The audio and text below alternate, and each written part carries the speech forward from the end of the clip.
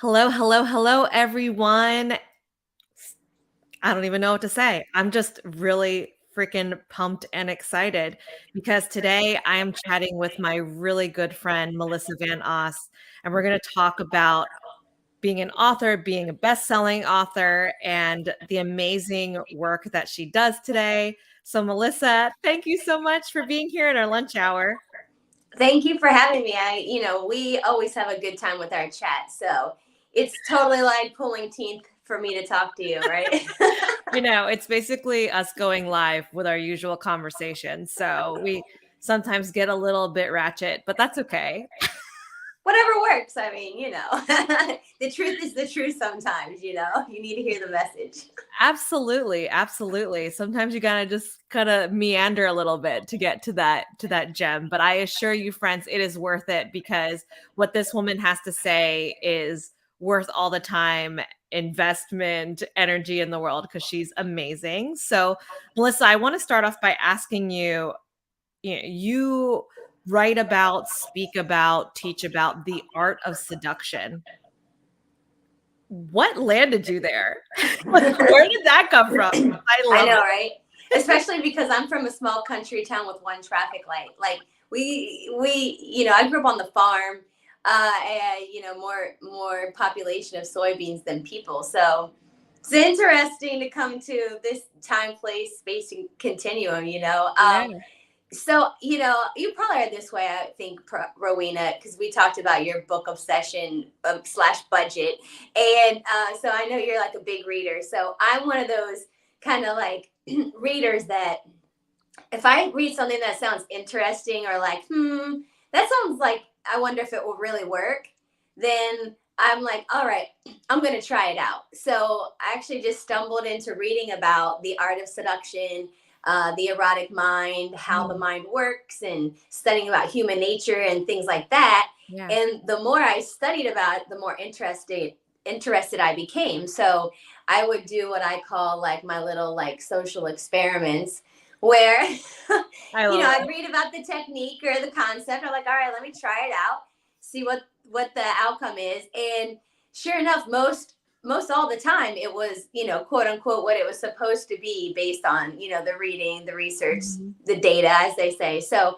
I thought, okay, well, these are universal principles and ideas. Yeah. So when you start to think of it more so like that, that's why I say, about it all the time. It's applicable and applicable to all areas of your life, Mhm. not just immediately going straight to the bedroom. So it's like an intellectual pursuit, if you will, right? Mm. That leads us ultimately to that arc. And if you think about it from the perspective of the mind, our brain is the most erotic organ on the body. Without that engaged and involved, and all else is kind of, wasted time. So it was just one of those rabbit hole situations that happen. I'm sure you've been there. You read one Oh, book, yeah. you go to the bibliography. That sounds cool. Yeah. There we go. Well, I that's amazing. It definitely paid off in a big way. So I listen, Rowena, Dr. Rowena always is here for a good reframe. I love, and we've talked about this before, I love how you reframe the idea of seduction because, as you mentioned, a lot of people equate it with the bedroom and that it has to purely be this sensual, physical embodiment or thing. And you're saying, no, seduction, as you said, is intellectual. Can you expand on that a little bit and what you mean by that? Sure. So I think at the core of it and the way I approach it is seduction equals persuasion.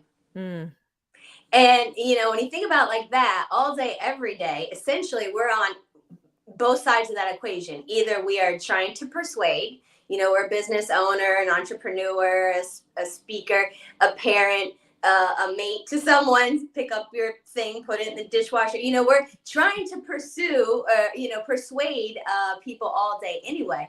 Or we're on the other side, right? We yeah. are being persuaded what clothes to buy, where to shop, what restaurants to eat at, what cars to drive, what neighborhoods we live in, what Mhm. makeup we put on as what, like it's Yeah. it's it's all this persuasion all day long that we are already experiencing anyway. So when you can actually sit back and say, all right, let me go inward first, and I Mhm. need to know what makes me hit call to action buy button, or when I'm like late night channel surfing and I buy that weird seen on TV thing that I don't need, that usually doesn't work half the time, like, then you can take yourself out of the equation at that point, so that any interaction you have with others, you can come at it from more of a perspective and a mindset, okay, of here, we're here to communicate. Let's get on the same wavelength, and let's create a win-win. Yeah. Whereas, a lot of things with recent years, it's seduction, sex, seduction, bedroom, seduction, sensual seduction, manipulation, seduction, con artist, or pickup artist. Yeah. Which is all like the bad side of it, Right. And I say seduction is like a bright light, it's light, it's fun, it's a mindset, definitely. And then when you start with the mindset, like with anything, it becomes part of who you are ultimately. Yeah, I love that. I love that instead of the usual negative or maybe the shadow side connotations that come with it, you said, no, it's a bright light. It's a radiance. I love there's a playfulness, right? There's a fun element and a level of ease to it. And I also love that you're framing it up as there's actually a bit of inner work that goes into it. Yeah, it sounds like that Right. has to be this inner knowing, this knowing of yourself in regards to how you can alchemize this art of seduction in your own life. Right. Because, if you can't get yourself and your emotions and those things that make you react and things like that out of the equation, I mean, that's going to hold you up no matter what pursuit in life you're trying to accomplish, right? So quicker we can identify, those areas where we need to do the work, then the quicker we're able to go out, I think, in a more impactful way and then have those engagements. Because, certainly as entrepreneurs, business people, and where we are in the world now, right? People need to stand out in the crowd. And you have to be able to have the self-confidence, the self-image, the ability to believe in yourself, because if you're going into that place, you better be ready for some criticism or people not to understand your ideas, or they equate it with one thing, and you have to say, there's other ways to think about it. So it kind of helps to break it open that way. And that's why I definitely say, it applies to all areas of your life, and not just strictly in the room that we go in every night to sleep in. So, All right. Well, I would love to know, for someone starting out, for someone who would like to incorporate seduction and the art of seduction in their daily lives, but it doesn't necessarily, it's not second nature, right? It's not something that comes as easily. What pro tips would you give for a newbie to the art of seduction? So I think with anything newbie wise or intro level, we'll say it starts with, I think, like a couple foundational things, and one we already touched on a few of them, but number one is the mindset. This is a mindset of, like we sort of talked about before, one of openness, one that's not afraid to kind of step out and take risks and have adventures, curious mind, a childlike spirit, because as kids, right, they haven't been jaded to all the criticisms and the things going on in our head. So if they fall down, they just jump right back up and keep going. They don't keep thinking, oh, I failed at walking. If a toddler thought to themselves, right, I failed at learning to walk, after they fell down the first time learning to walk, children, and we would never walk, right? We'd all be crawling around still. So it's sort of like when we get rid of those disbelief sort of things that are there to hold us up, we can say, all right, almost like, how would a child respond in this? How could it be, how can I look at this situation in a different perspective? Like I like to talk about, rose colored glasses, and I have some, I should have put them on, but if you have fun, let's say fun colors of sunglasses, right? Like I have the pink ones, I have the yellow ones, I have the green ones, the blue, the orange, right? Those are just fun to pick up the 10 pack and just, walk around changing the lens and just starting to look at the world, because it's funny how just shifting to taking away all the other colors and looking through this one lens make us all of a sudden look at things in a different, perspective, which can open up our creativity, our insightfulness, gets us into those flow states and things like that, like a lot faster. So I think just adopting that, like, childlike spirit, being able to put on the rose colored glasses so you can start to go to the next step, which is changing your perspective. So mindset, perspective, and perception all kind of go together, right? Because when you start to change one, they all kind of start to break open in other areas.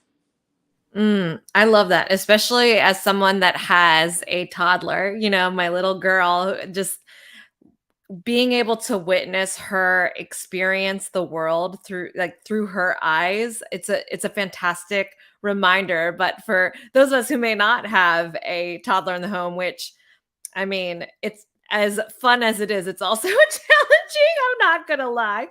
Um, I love that approach, that approaching things with a childlike curiosity, wonder, passion. That's really that's a great way to see and perceive the world, and it's relatable, it's accessible. I think we can all find ways to tap into that energy. Now, suffice to say, it might be easier for some folks, hello, extroverted theater performer lady over here. And I know that's probably easier for you as well, but it might, I think it's definitely a work in progress for us all. So with that, let's talk a little bit. I mean, the reason why we're here and the reason why I wanted to chat with you today is to talk about your book series. You've had an amazing run. You got your first two books out, your third one's like well on its way, like about to drop.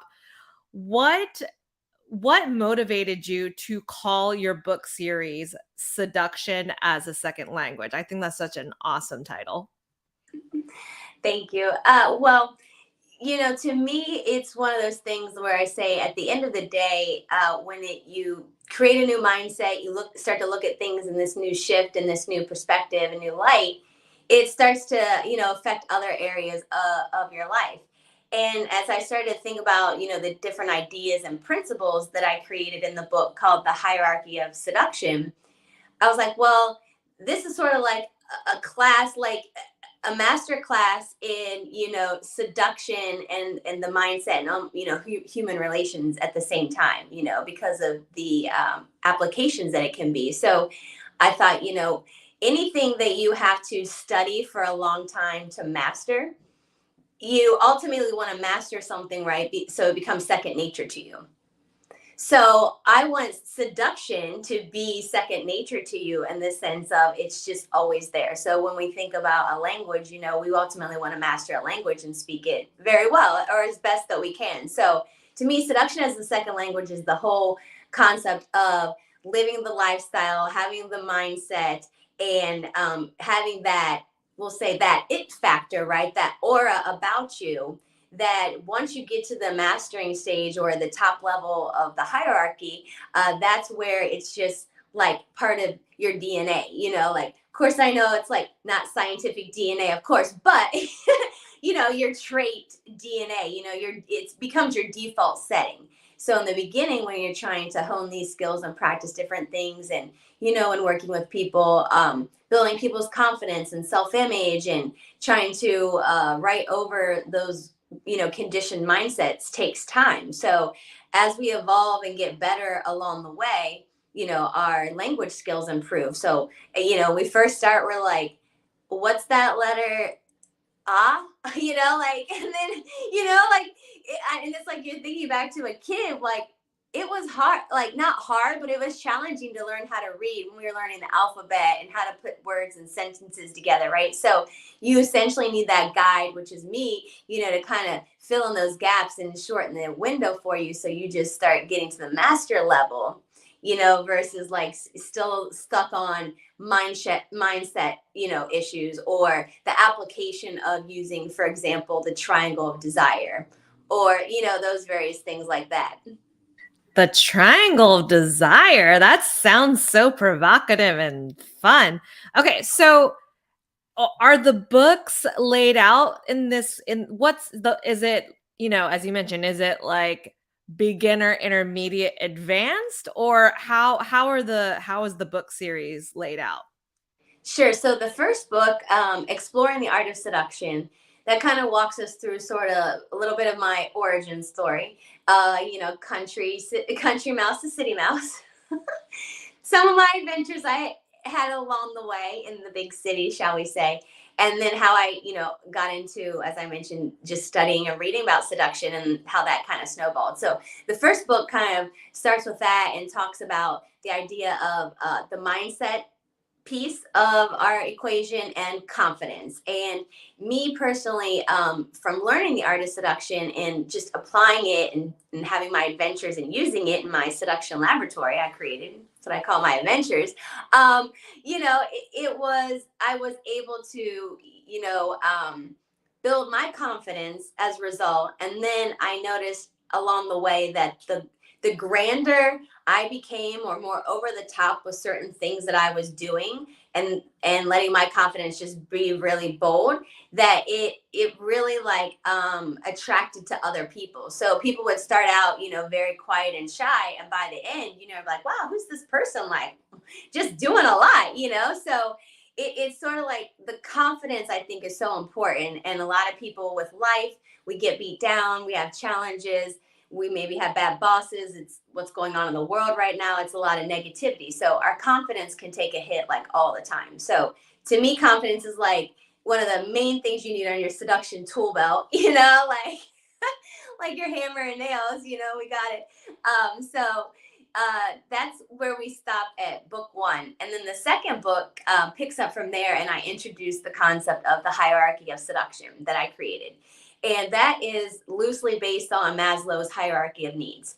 So he starts, foods, shelter, water, sex, up to the top for him is self actualization. So my self actualization at the top, or where we want to be after doing all this work, is having that aura of seduction. You got to have it. And so the second book is about the initial steps that we take in the hierarchy, with looking at the world differently, shifting our mindset, talking about using time differently in our world, for professional or personal reasons, to be more memorable and have those peak erotic experience memories and things like that. So that's the second book is, so we explore in the first book, right? The second book, we're looking. So if you're explore first, right, now you're looking at the stuff that you found, right? So we're looking at the world through seducer's eyes now in the second book. So we've started to move through that mind shift. We have our confidence, and now we're doing that. Oh, we've landed in Oz, and it's Technicolor now instead of black and white.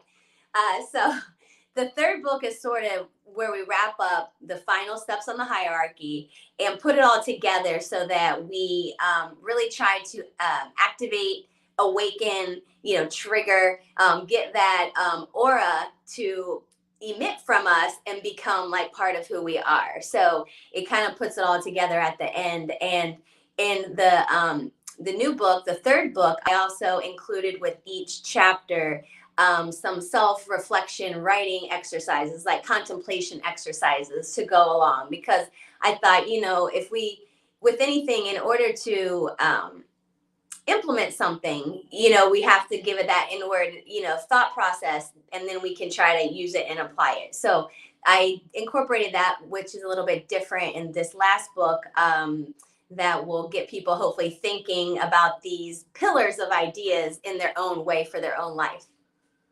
Ooh, well, first of all, I want to know what Land of Oz and Technicolor seduction version. What would that look like? And also, I love this. Thank you for expounding on what the three books look like, because I like that. It's like exploration. Okay, now we've landed. What does this look like? Okay, now let's start integrating, applying it, embodying it. I love the fact that you have these exercises and ways for folks to process what that looks like, how we can trigger that embodiment. That I love that. And I the fact that we can get a sense of your origin story, in the beginning is cool as well. In addition to the application and what things look like, do you is your personal story in the other books as well, or is it just in that initial one?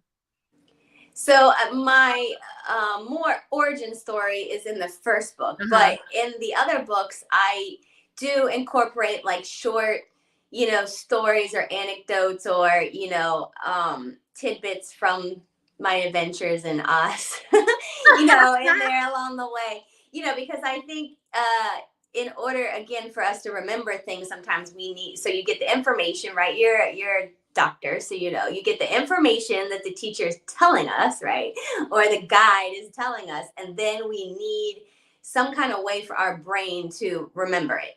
So we usually remember stories, the best, right? So be incorporation of some of my stories, or I'm a big Seinfeld fan, so I say it loud and proud, and I don't care. So there are Seinfeld references in there because I think that Seinfeld is a great case study in the art of seduction.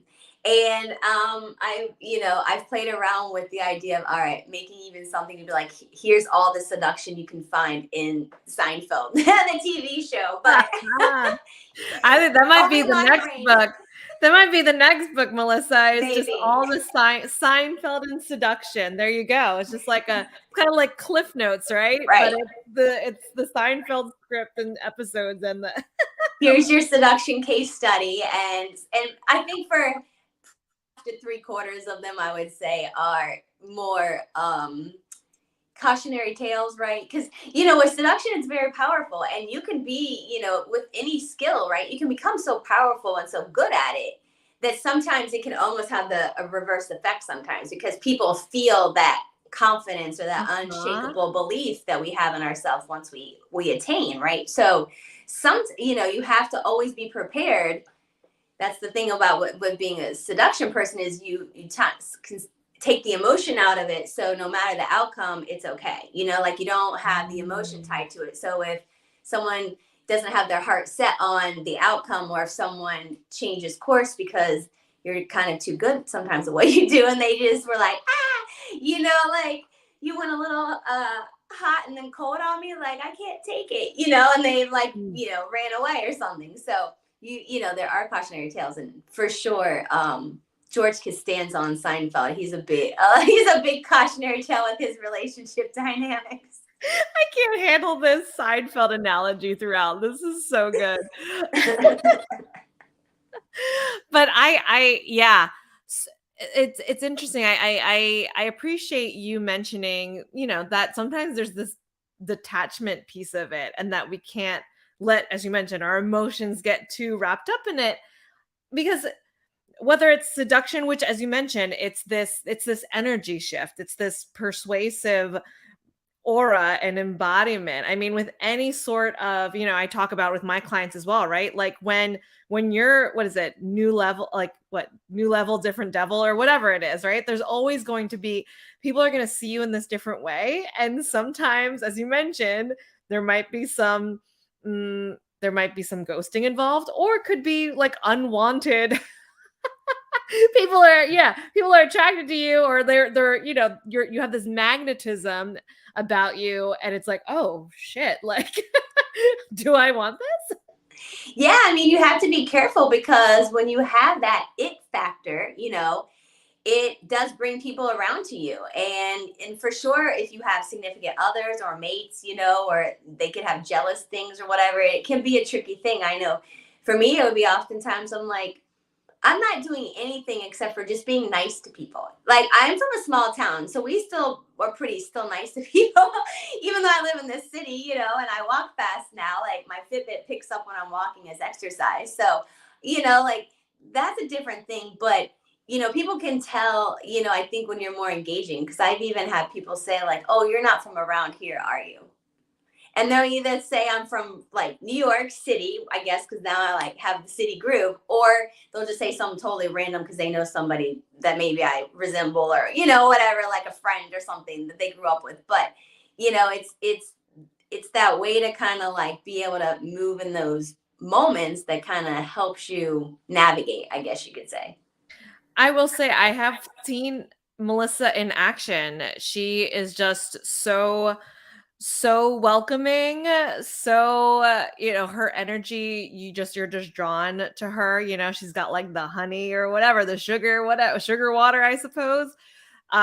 So I can see how that's definitely a thing, but I love that this work, the books that you've written, the work that you do, in your courses and coaching and all the things that you do, Melissa. I know, and it comes from your humble beginnings, as a country girl. You always have this heart of service as a through line.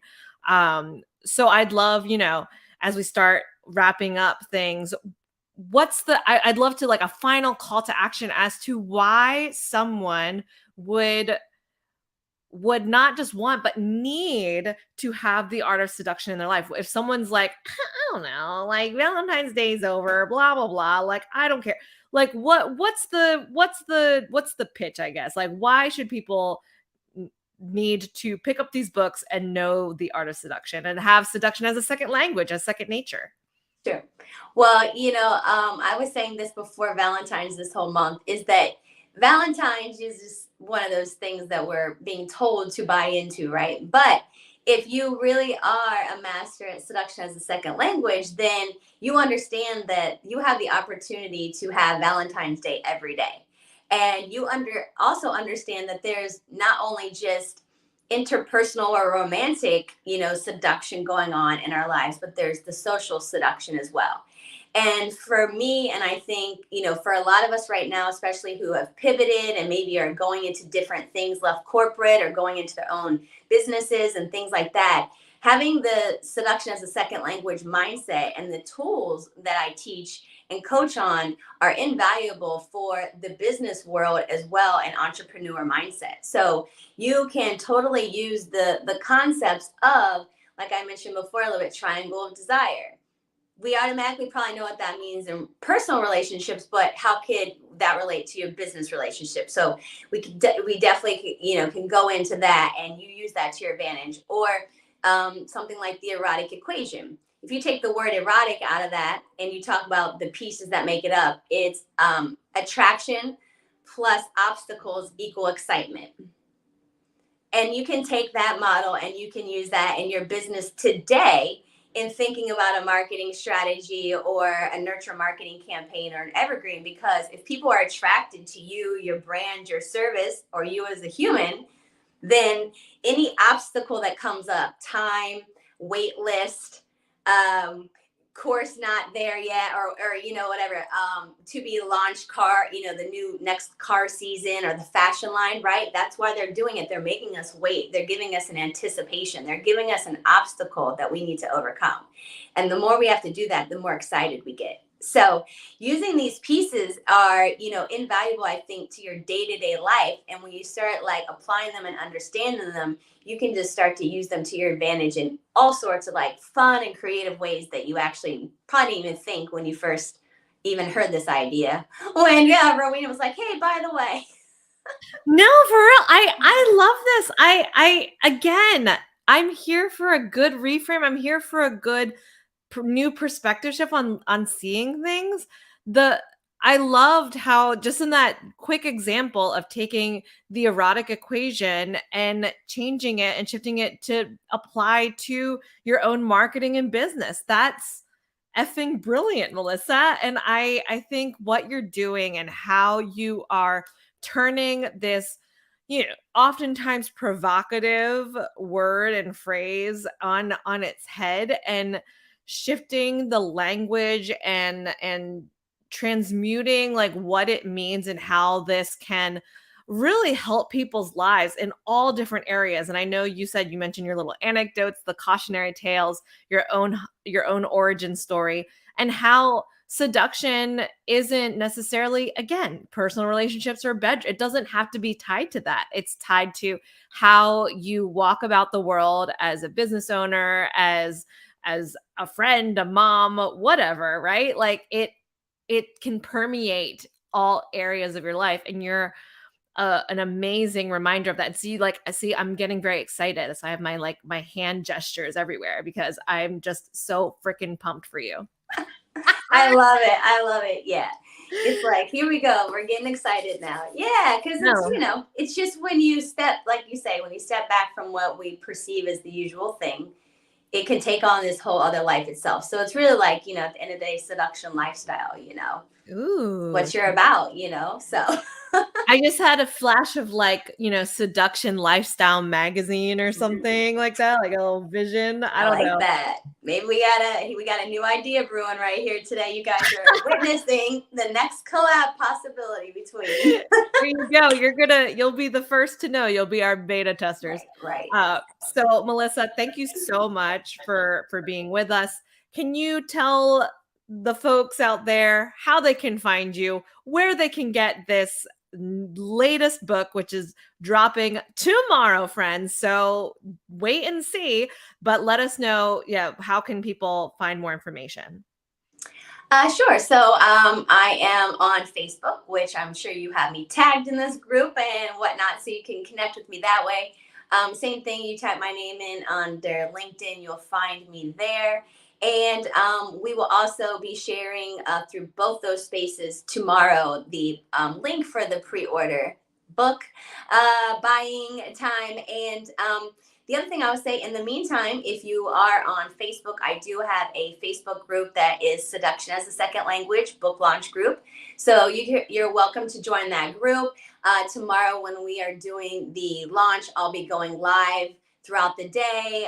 Rowena's seen this before. So it's like, 1,000 looks of me as we talk about where we are in trying to hit the book to the top of the chart. So if you like to see a fun day and you're kind of like being bad at work and you're wasting time on Facebook tomorrow, come into my page and you'll have some fun times with us. You can get involved, you can grab the book, you can share with others. Well, I'll be popping in and out as I prepare for my own fun times, heading to a bachelorette party this weekend. So that's going to be my self seduction with my gal pals. I will be sure to drop the book launch group as well as your LinkedIn in the show notes so that folks can easily find you. Melissa, it's always a pleasure every time we hop on, whether it's live or just, chatting via Zoom. It's always so much fun, or even in person, because we have met in person and we need to do that again because we're both in Maryland. But yes, it's always such a pleasure to chat with you, to talk with you about this cool shit, and about mindset and seduction and persuasion and all the different things. You're such a delight. And yeah, any final thoughts as we bring this baby on home?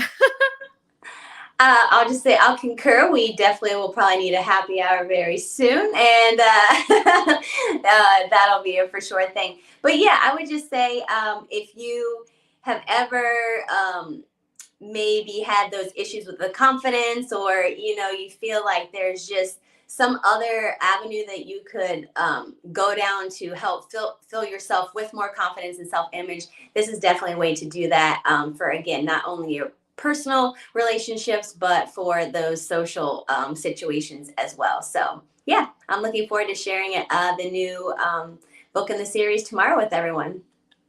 All right, you heard here, folks. Go check out the different places and spaces to see Melissa drop the book tomorrow at midnight. Let's go. I don't know if she's going live at midnight, but she'll be live throughout the day. Melissa's like, no. She'll be live throughout the day. So check her out. Look at her Facebook group and connect with her on LinkedIn. She's a delight. She's amazing. And in the meantime, I hope you have a great day and that you'll learn more about seduction as a second language and as this art form that Melissa has just taken to a whole nother level. So until then, take care and we'll talk to you soon. Bye.